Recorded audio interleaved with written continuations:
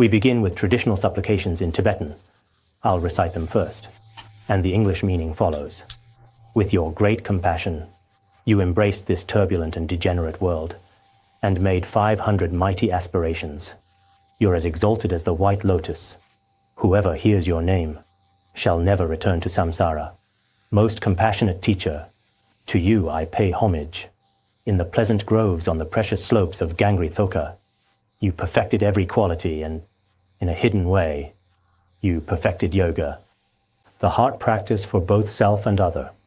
I supplicate you, the sublime Longchen Rabjam, the wisdom of Manjushri, lion of speech, arose in your heart, and you trained in the infinite aspirations of Samantabhadra, performing the enlightened actions of the Buddhas and their heirs. Jampal Lama, to you I supplicate. In the pure realm of the great sacred site, the five-peaked mountain, the blessings of Manjushri's wisdom ripened in your mind. Jigme Phuntsok, at your feet I supplicate. Inspire me with your blessings. Transmit the realization of the wisdom mind lineage. To benefit all beings, let's generate the supreme bodhicitta together. Today, we begin studying the profound teachings of Tibetan Buddhism, titled The Preliminary Guide to the Longchen Nyingtik, Words of My Perfect Teacher. We'll all study this treatise together beginning from today. I believe everyone here already understands the importance of this renowned text. This teaching is exceptionally precious, and it carries profound lineage blessings. So today, let's all generate the supreme bodhicitta together to study this text. I truly believe that having this opportunity to study such a great treatise is the fruit of our past good deeds. Of course, everyone has their own perspective, and I'm not sure if everyone feels the same way. But I feel that this treatise is like a treasure trove filled with wish-granting jewels, since it holds the teachings of many great lineage masters. Once opened, everyone can find teachings suited to their own connections and conditions, and through these teachings, tame their afflictions. Put simply, whatever your background and circumstances, there's something here for you. So I sincerely hope that all Dharma friends will see this study through, from beginning to end, without giving up. As we begin studying the preliminary practices, I'd like to share two things I hope we can all commit to. First, it's essential that we receive the complete teaching transmissions. You should clearly understand the content of the words of my perfect teacher, all the way from the beginning to the end. We should understand the meaning of every word, then contemplate the teachings carefully, and finally, try to put them into practice. And this is one of our goals. The second point is that we should actually practice the preliminary guide to the Dzogchen, not just study it. It's not just about listening to the teachings or just understanding the content. Instead, it's truly important to integrate the content of the preliminary practices with our mind. Through both the common and uncommon preliminary practices, our mind stream can be truly transformed, so that we can truly become genuine practitioners. I would really encourage us to challenge ourselves and train our mind through a round of 500,000 preliminary practices. This is also one of our goals. If we can achieve this goal, our practice will definitely come to a fruitful completion. I hope those listening to this teaching can overcome all kinds of obstacles, make great aspirations, and open your hearts to help others. I know that some of you may encounter various difficulties while receiving the teachings. For example, some of you may be in poor health, or in a bad mood, or entangled in various trivial matters. These adverse conditions might appear, but as long as our resolve is strong, we'll definitely overcome all obstacles.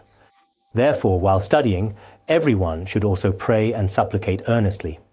However, as long as our motivation is strong, with a determined mindset, we'll certainly overcome all obstacles. Therefore, while studying, it's essential that we supplicate. To the Yidam, our personal meditation deity, to the Dakini, the enlightened feminine principle, to the Lama, and to the three jewels. That is, with their spiritual support, we can truly overcome all obstacles. We should sincerely supplicate the three roots, the Guru, the Yidam deity, and the Dakini, as well as the three jewels, from our heart. Please grant blessings upon me, so that I can completely receive the transmissions of this teaching. We supplicate the teacher and the three jewels for blessing, so that our mind can be one with the Dharma, and inseparable from the wisdom of the Vidyadharas. We should always hold such sincere devotion in our heart to supplicate all the enlightened beings. Just as sunlight causes a white lotus to release its fragrance, when the wisdom of the enlightened beings shines into our faithful hearts, the fragrance of liberation will naturally emerge. This is what I truly believe. Now, as we embark on studying this treatise, I hope everyone studies it earnestly with great attentiveness. According to the tradition in Tibetan Buddhism, it's customary to begin with verses paying homage to the lineage masters. These verses might seem difficult to understand at first glance, but in fact, the content is deeply connected to the blessings and realization of the lineage. In addition, I would like to emphasize that while receiving the teaching, I would really encourage everyone to keep an open mind. In the Buddhist world, there are various traditions and lineages. Sometimes practitioners can be overly attached to their own school. So please don't fall into the trap of thinking, oh, this is Tibetan Buddhism, I follow a different tradition, so I don't need this. Or, this is Nyingma, I'm from another school, so it doesn't apply to me. Such a view, from the Dharma perspective, is quite limited and misses the bigger picture. As we know, from a worldly perspective, in order to gain anything, we need a very open-minded approach and real foresight. Moreover, from a transcendental perspective, according to the biographies and histories of the lineage masters, many masters were able to integrate all the schools of teaching. For example, Mipham Rinpoche's master, Jamyang Khyentse Wangpo, followed both the Nyingma and Sakya traditions. He was open to receive the transmissions from all the different schools of Tibetan Buddhism. Hence, he was recognized as the founder of the 7 lineages in history. Nowadays, many masters also integrate the teachings of all lineages into their practice. For example, our beloved Lama, His Holiness Jigme Phuntsok Rinpoche, studied and practiced the teachings from Sakya, Gelug, Kagyu, and Nyingma schools. In the preface to Words of My Perfect Teacher, Phuntsok Rinpoche also mentioned that this treatise actually incorporates the teachings from all schools, primarily the 4 major schools of Tibetan Buddhism.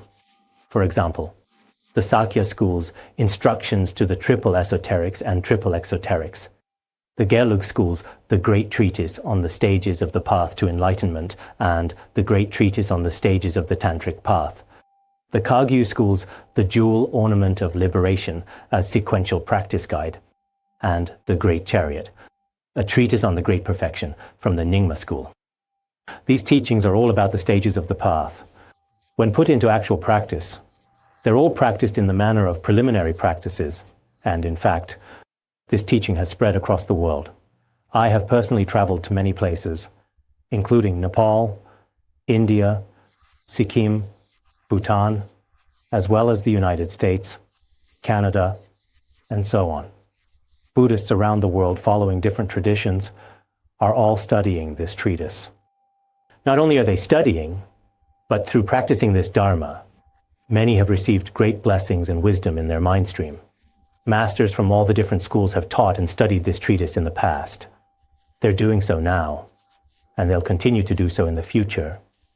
So, for some of you, please don't think, is it really necessary or bad for me to study the Nyingma teachings since I follow a different school? Such thinking would actually hold you back from receiving the full benefit of the Dharma. Larungar Buddhist Academy was established by Phuntsok Rinpoche. Since then, whether following Han Buddhism or Tibetan Buddhism, all the fourfold disciples from different schools are continuously studying here, because all different schools of Buddhism are sharing the same essence of Dharma. At the beginning, one needs to arouse bodhicitta. In the middle, one accumulates the 2 accumulations of merit and wisdom. And in the end, one will attain Rupakaya and Dharmakaya. In this way, there's no difference among any of the schools. In addition, Phuntsok Rinpoche also said all the content of Han Buddhism can be incorporated with the words of my perfect teacher. This includes the Pure Land school, centered on the Amitabha Sutra, the Huayan school, built around the Avatamsaka Sutra, Zen, which emphasizes the Diamond Sutra, and the Tiantai school, rooted in the Lotus Sutra. Through studying the words of my perfect teacher and applying it in actual practice, we can see how all these traditions converge. Through studying and practicing the words of my perfect teacher, we come to understand that from the ultimate perspective, all pure teachings are in complete harmony, without contradiction. It's important that Buddhists approach this teaching with deep, sincere devotion from the outset. Otherwise, when studying this treatise, we might fall into the trap of thinking, this belongs to another school. It doesn't really apply to me. That kind of thinking doesn't hold up, and it will only hold us back. Now, let's examine the title. Words of My Perfect Teacher, a guide to the Longchen Nyingtik preliminaries of the Dzogchen. The meaning is relatively clear. Dzogchen is considered the pinnacle of Tibetan Buddhism. So what does Dzogchen actually mean? Let me explain. It means that all phenomena within samsara and nirvana are encompassed within one's own mind. The minds of clarity and emptiness become inseparable. One who attains this sublime state of realization has realized the luminous Dzogchen. Different schools use various terms to describe this state of Dzogchen, such as realization of true nature, non-dual wisdom, or Mahamudra. Despite the diversity in terminology, these concepts ultimately point to the same profound state of enlightenment, representing the pinnacle of spiritual realization across Buddhist traditions. In the history of the lineage, Dzogchen has a great many classifications. But, to summarize, there are three main streams: Vima Nyingtik, Longchen Nyingtik, and Ngondro Nyingtik. Nyingtik means the heart essence. The Longchen Nyingtik actually comes from the teachings passed down by the great Indian master Vimalamitra and Guru Padmasambhava. These two masters transmitted the heart essence teachings, which Longchenpa later compiled and organized into a complete system. All parts of the heart essence encapsulate profound instructions. For example, the Lama Yangtik also derives from this lineage, along with the collection known as Nyingtik Yabji, the 4 branches of the heart essence, and Longchenpa's famous 7 treasures. These are true wish-fulfilling jewels in Tibetan Buddhism. Some of you may not have studied these texts before, so I won't go into too much detail. But speaking from my own experience over many years of studying and practicing the Dharma, I can say that these heart essence teachings truly carry extraordinary blessings and power to transform. Half of my time has been spent on the study of Vajrayana. My joy, faith, and devotion for Vajrayana are difficult to fully express in words. Now let's return to the topic.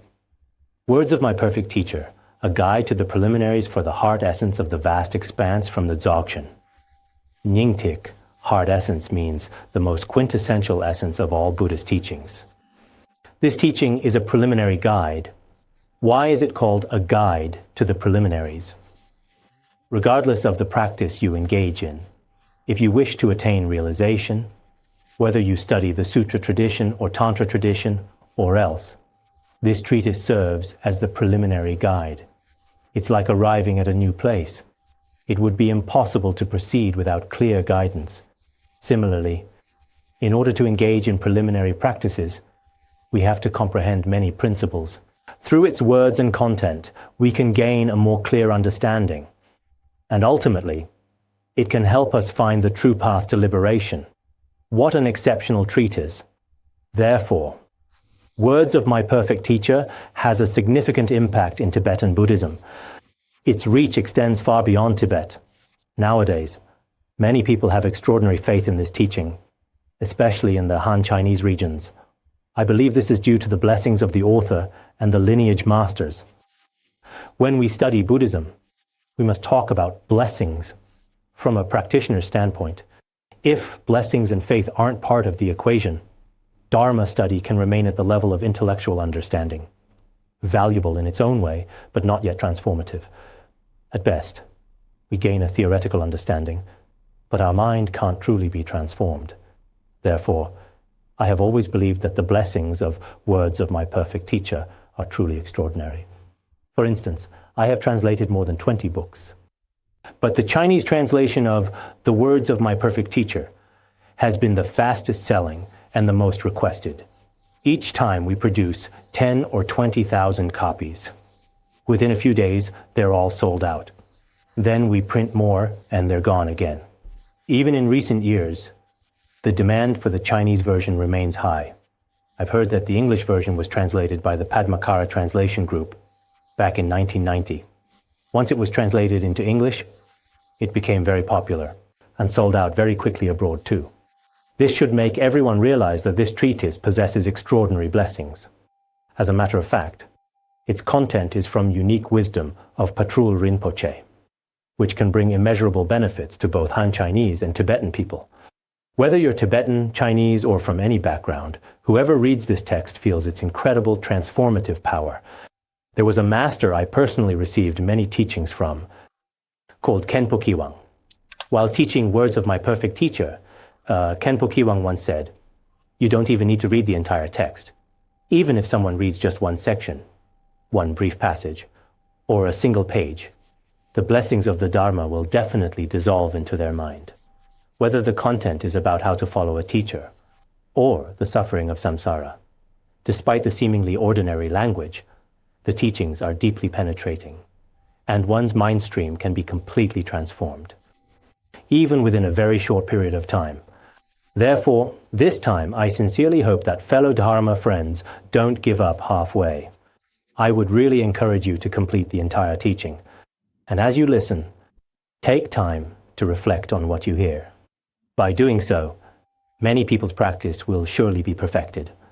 Previously, Lama Lodro was one of Phuntsok Rinpoche's teachers. He was actually a disciple of Lama Yukok Chatralwa. As I mentioned before, Lama Lodro, throughout his life, always placed the greatest emphasis on having everyone practice the preliminary guide, not just the 500,000 preliminary practices. Phuntsok Rinpoche once said, "The completion of 500,000 preliminary practices is simple, as it could be completed in a short period of time. But the most fundamental is the 4 common preliminary practices, which can't be completed in just a day or two, a month or two, or even a year or two. Rather, we should truly regard the 4 common preliminary practices as the most important practices throughout our entire life. Only in this way can our mind stream truly transform. The senior disciples who trained under Lama Lodro and Phuntsok Rinpoche are living proof of this. In the face of any adversity or obstacle, they never waver. Their stability comes precisely from this deep foundation in the preliminaries. Therefore, the senior disciples of Lama Lodro and Phuntsok Rinpoche would never easily waver and change their minds about practice, even facing any hindrances or obstacles.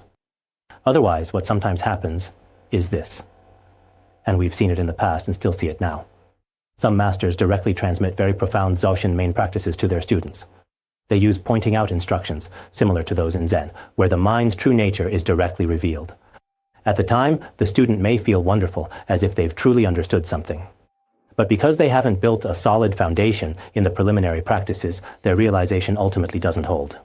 These high-level teachings may seem appealing, and disciples might feel momentarily enlightened. However, without a solid foundation in preliminary practices, many stray onto the wrong path. For example, some monks and nuns abandon their precepts while lay practitioners develop wrong views. They might believe they've attained high Vajrayana or Zen realizations through the master's kindness. However, because they haven't let go of this life, and this is really the most crucial point, the common preliminaries teach us to see through worldly attachments. Whether you're a layperson or a monastic, this is something you absolutely must practice. If you haven't truly internalized this, real realization is unattainable. They haven't practiced renouncing this life, a crucial aspect of preliminaries. Whether lay or monastic, it's truly important for all of us to practice these fundamentals, especially renunciation. If you don't practice well, the practice doesn't permeate your mind. Everything we do ends up chasing after status and material gain. Such practice is temporary and unsustainable. Some start well when young, but lacking a solid foundation in preliminaries, eventually develop wrong views about Dharma in the later part of their lives. They fail to become good practitioners, let alone progress to uncommon preliminary practices of taking refuge with genuine faith, or developing great compassion to benefit all beings. However, if we thoroughly practice the teachings on the precious human life and impermanence from the very beginning, everything else will follow naturally. Faith in the three jewels, accumulating merit, purification, all these qualities will naturally emerge.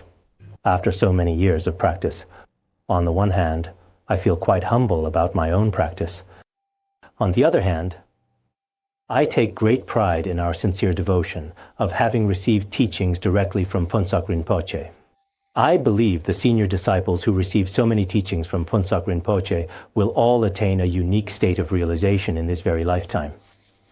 While our realization might not necessarily demonstrate the highest states of Dzogchen, such as Trekcho or Togal, our foundation is firm and authentic. Disciples of past masters would never speak about their experiences or realizations. Even as they reached higher and higher levels of realization, they wouldn't talk about what they saw or experienced. They kept being very humble.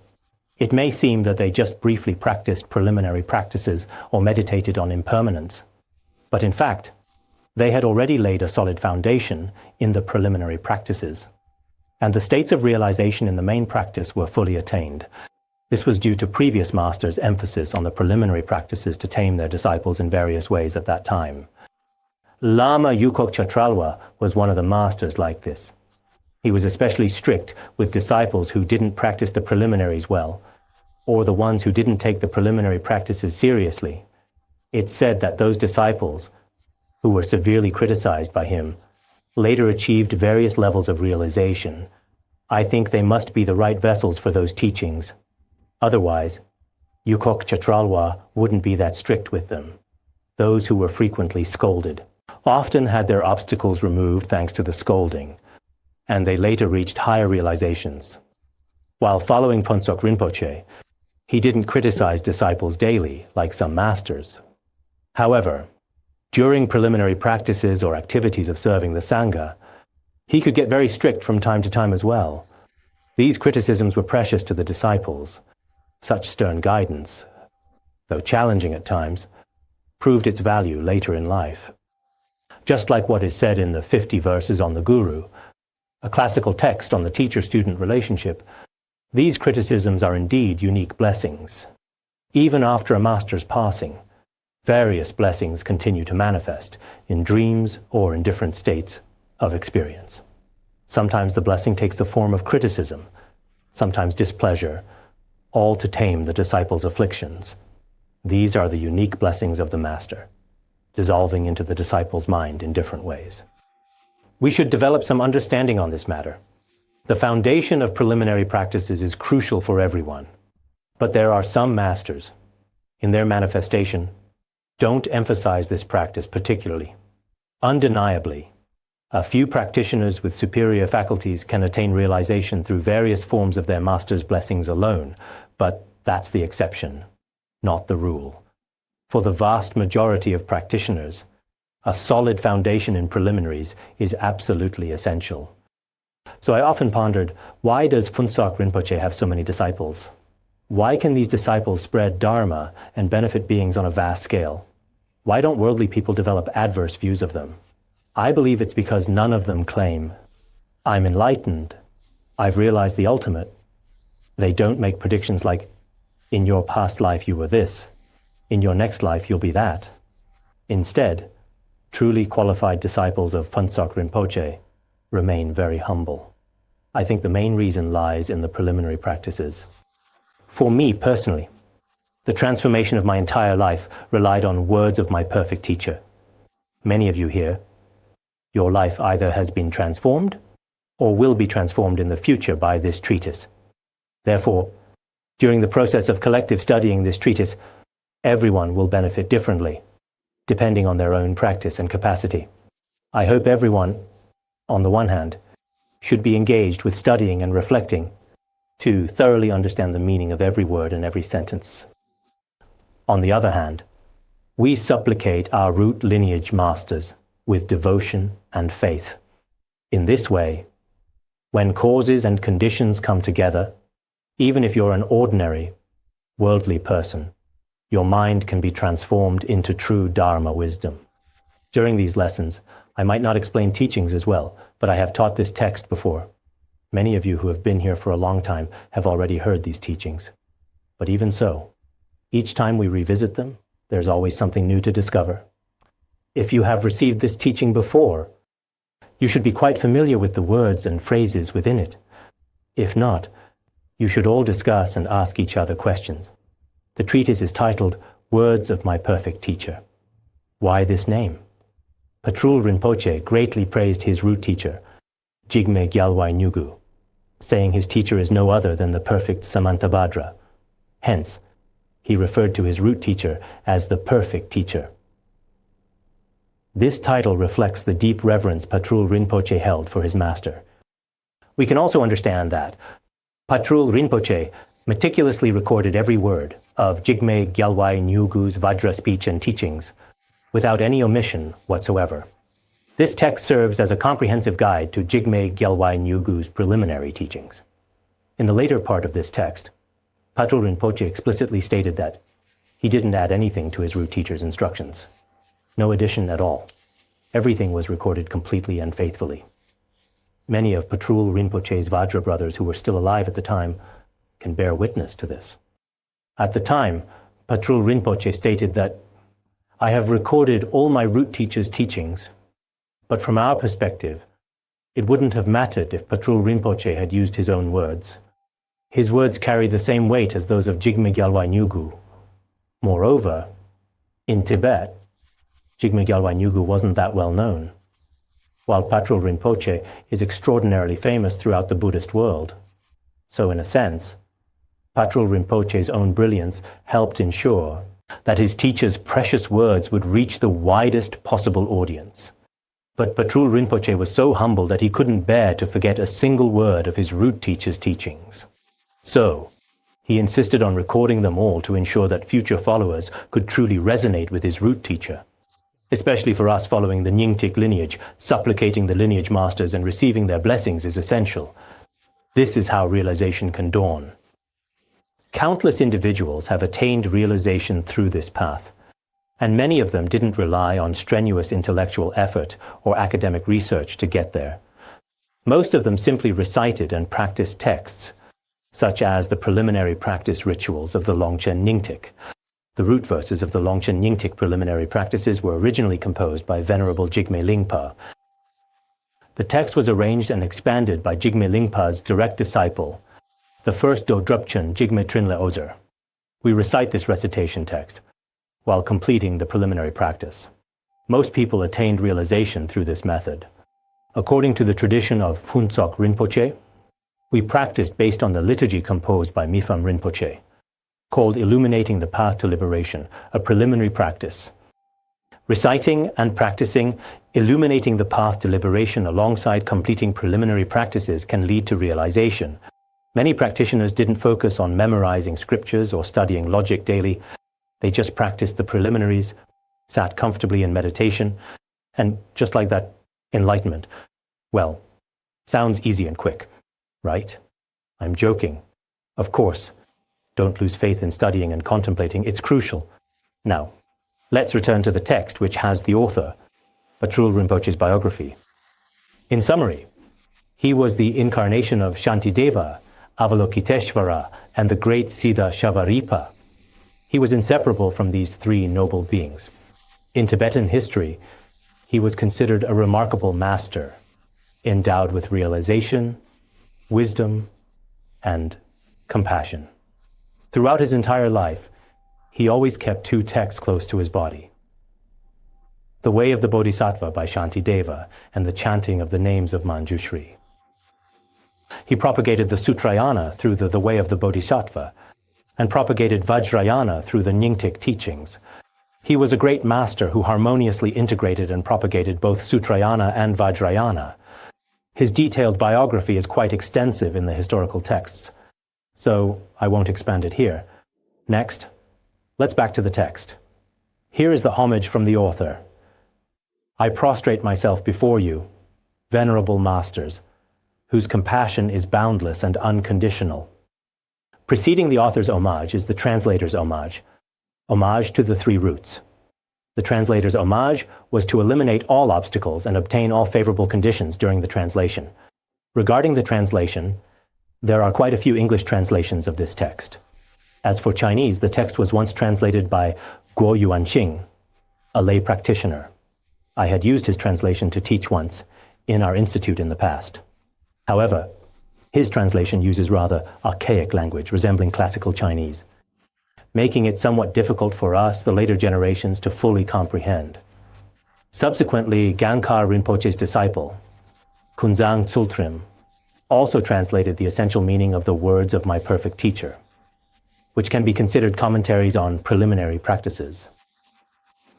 In 1987, I also gave teachings on the words of my perfect teacher to a group of Dharma friends, though the content at that time wasn't very comprehensive. When suitable conditions materialize, around 1999, I myself translated words of my perfect teacher from Tibetan into Chinese. Afterward, some people also translated this treatise in various ways. Regardless, during the translation of this treatise, no adverse conditions arose. Through supplicating the three roots, the Guru, Yidam, and Dakini, no obstacles arose, and the translation was completed successfully. I consider this a sign that the three jewels truly blessed this endeavor. Regarding the Nyingtik lineage, we should begin with homage to the all-venerable teachers whose compassion is infinite and unconditional. Venerable teachers here actually refers to all the teachers of Patrul Rinpoche. All of these teachers have realized the wisdom on the ultimate nature of everything and generated the great compassion of benefiting all beings. Wisdom and great compassion are the basis of all great virtues. Since these gurus possess all the great qualities, the author prostrates to the gurus with great veneration. In other words, we pay homage to a teacher with unconditional infinite compassion, who is inseparable in nature from Avalokiteshvara.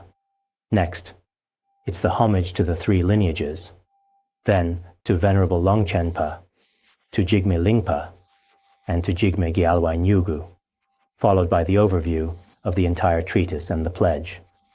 The main points of the preceding stanzas are as follows: the mind direct lineage of the conquerors, the symbol lineage of the Vidyadharas, the awareness holders, the fortunate people of the hearing lineage, who are guided by the noble ones and have attained the twofold benefits. I supplicate all the teachers of the three lineages.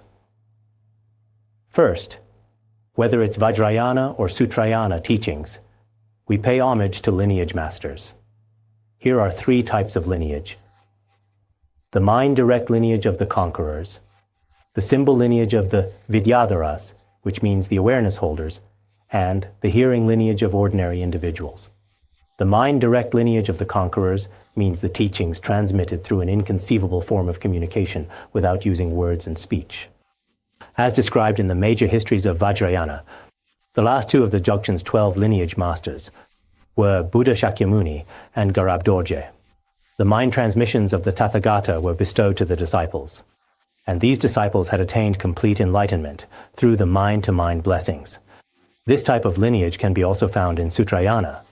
For example, at the time of Buddha Shakyamuni, a few special disciples received the precepts directly.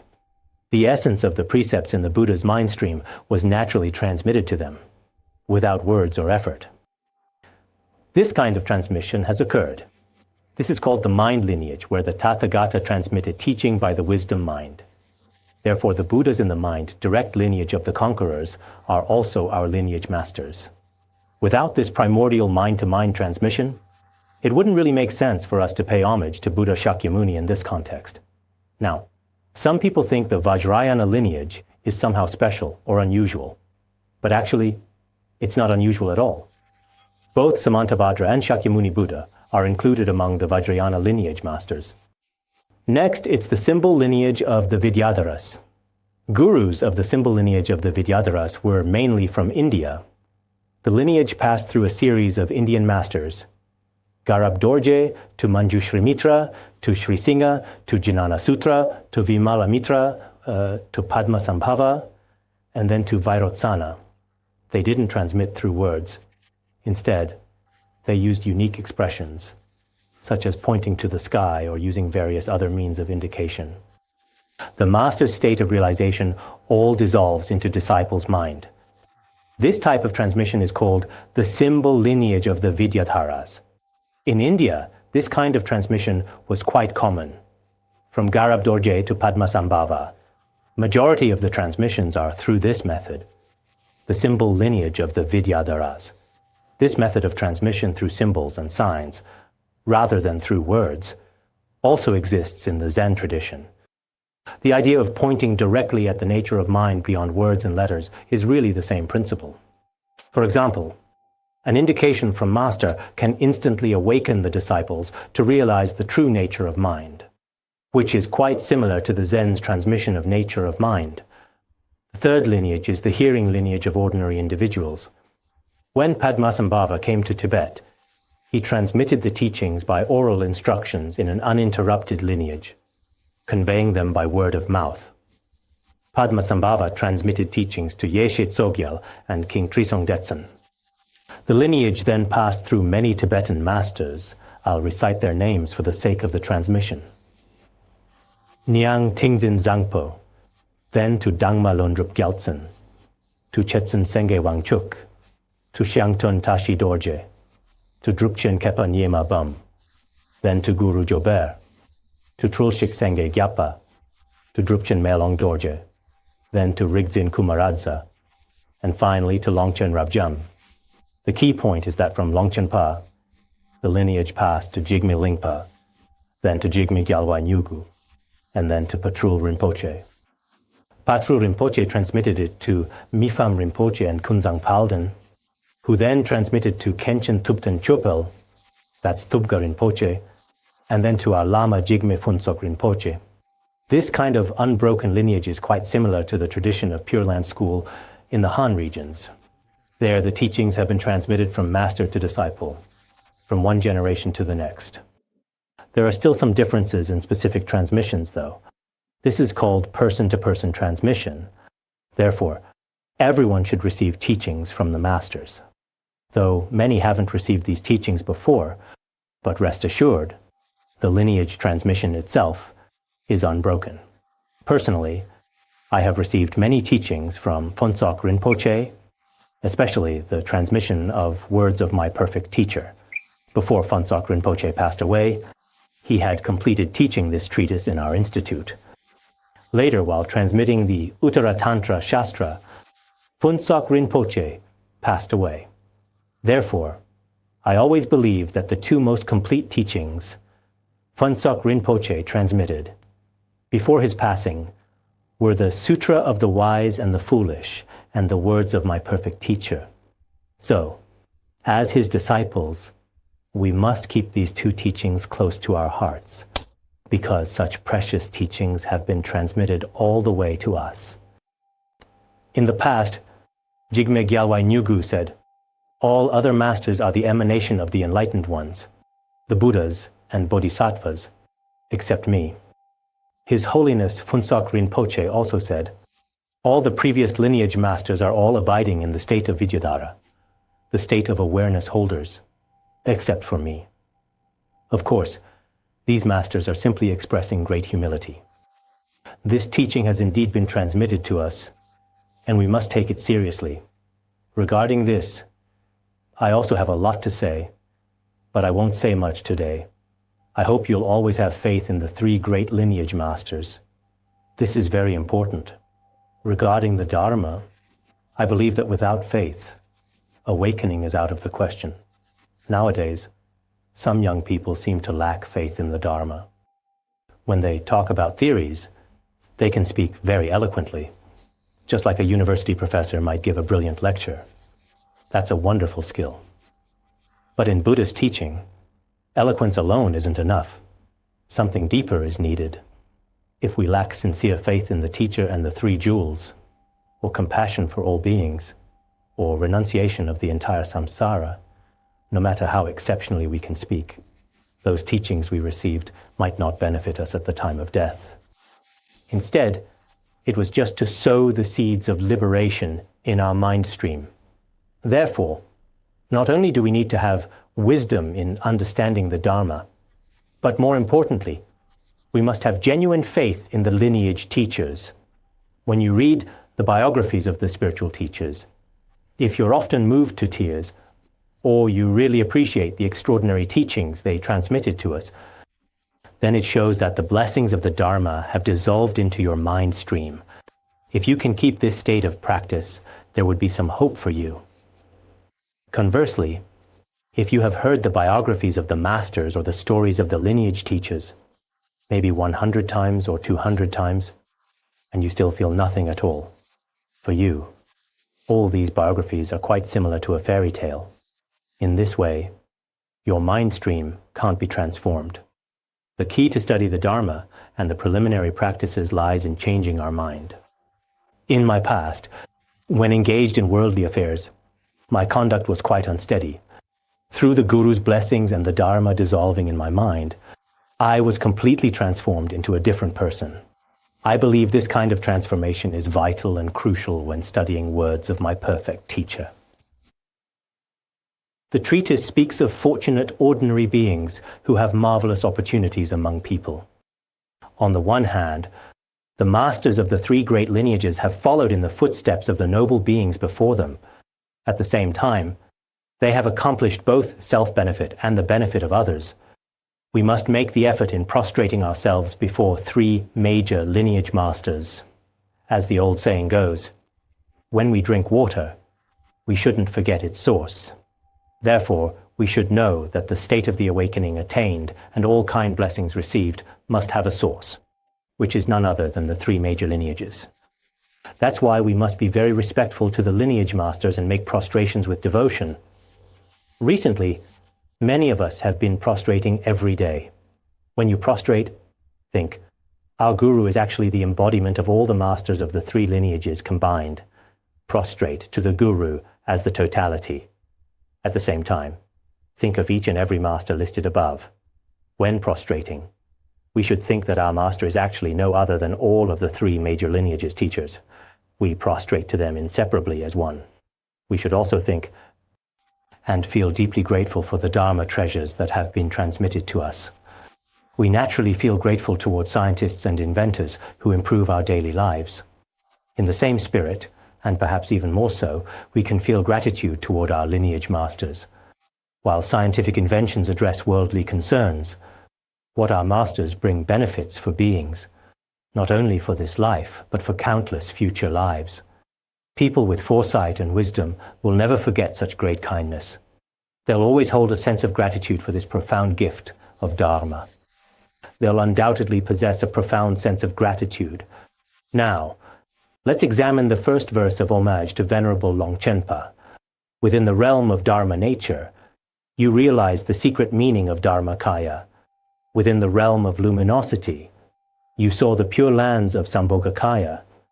Before those to be transformed, you manifested Nirmanakaya to benefit beings. Before the omniscient Dharma King, I bow in homage. Within Tibetan Buddhism, the omniscient Venerable Longchenpa stands as an unparalleled, supremely great master, a highly accomplished and wise one. We praise him from the perspective of the three kayas. In the inexpressible realm of the Dharmakaya, he had attained the ultimate and essential meaning of the Dharma and accomplished the fruition of Dharmakaya. Then, in the luminosity of empty space, he had already directly seen the perfect Sambhogakaya Buddha fields, endowed with the five certainties. In front of sentient beings who need his help, he manifested as an ordinary person. Venerable Longchenpa, while embodying the Dharmakaya, also manifested as a monk to benefit beings. Through studying, reflecting, practicing, expounding, debating, and composing Dharma texts, he benefited countless beings. This exceptional master demonstrates the complete realization of the three kayas. Patrul Rinpoche prostrates before Dharma King, the omniscient Longchenpa, at the beginning of his compositions. As followers, we should emulate this devotion.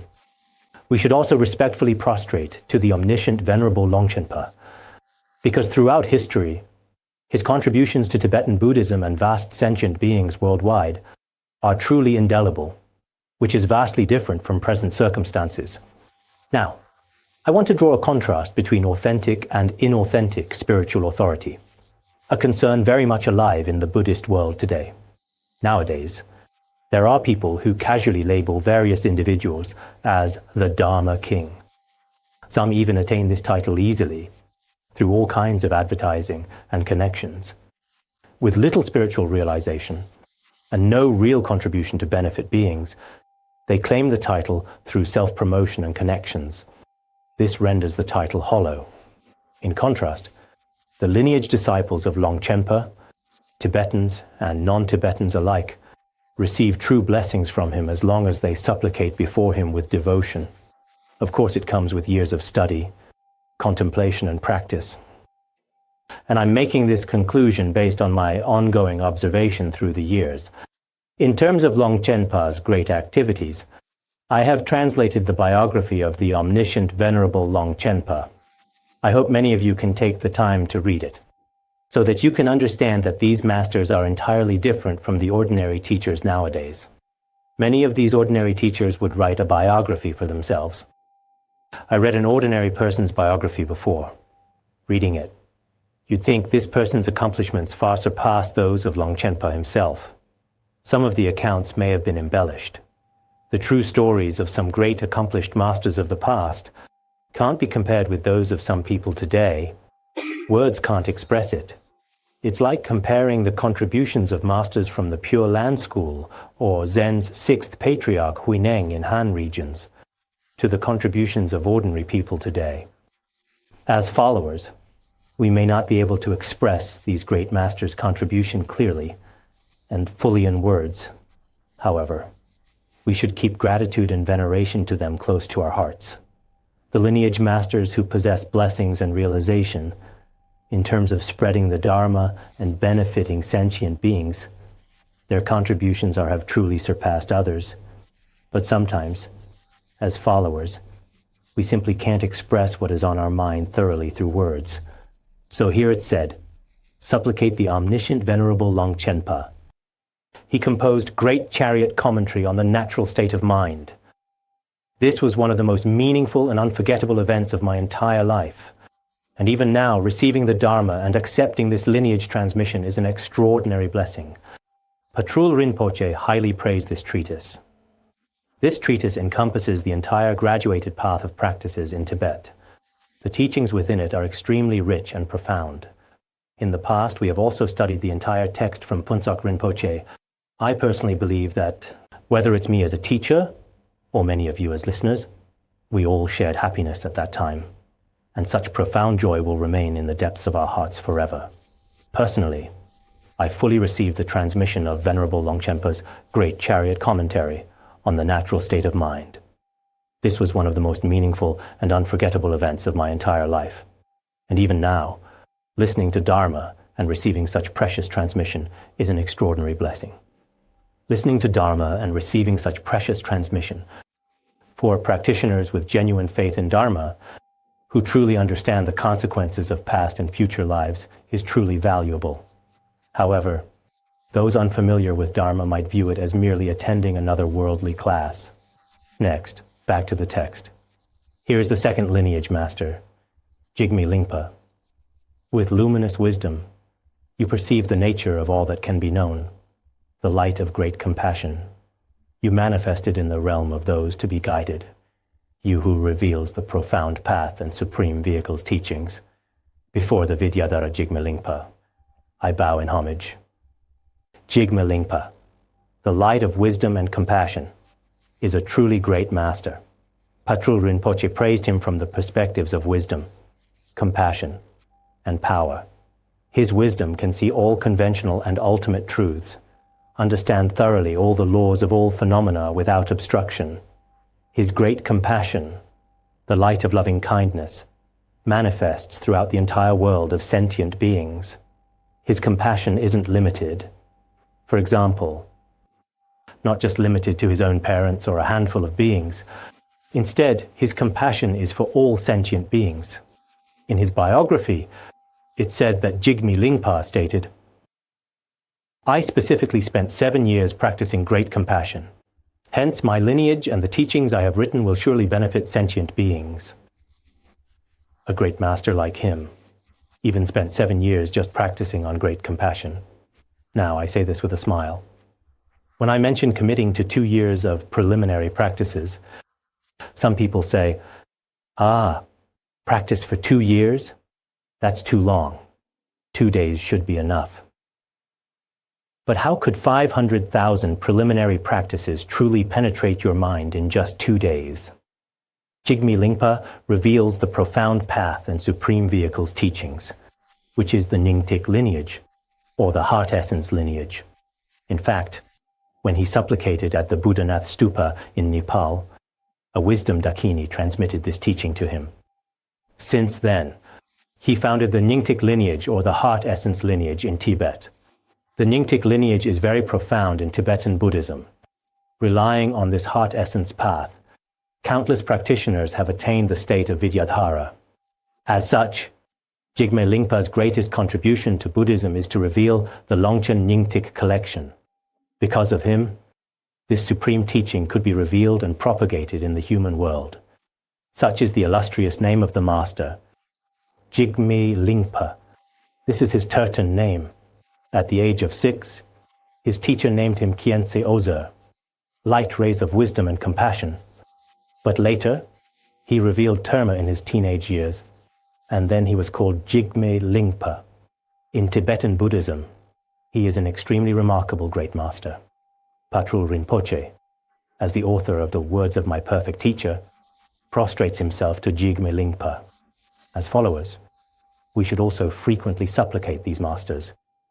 If there are no other supplications, please just recite these recitations at the beginning of Words of My Perfect Teacher regularly. Supplicate Jigme Lingpa, Venerable Longchenpa, and Lineage's masters, constantly and wholeheartedly. Through the blessings of these masters, many of the afflictions in our mind stream can be removed. By doing so, many of the afflictions could be eliminated through the blessings of masters. Also, wisdom and great compassion could invisibly and naturally arise in our mind. I firmly believe that it's crucial for practitioners to supplicate lineage masters with great veneration. All right, we'll stop here for now.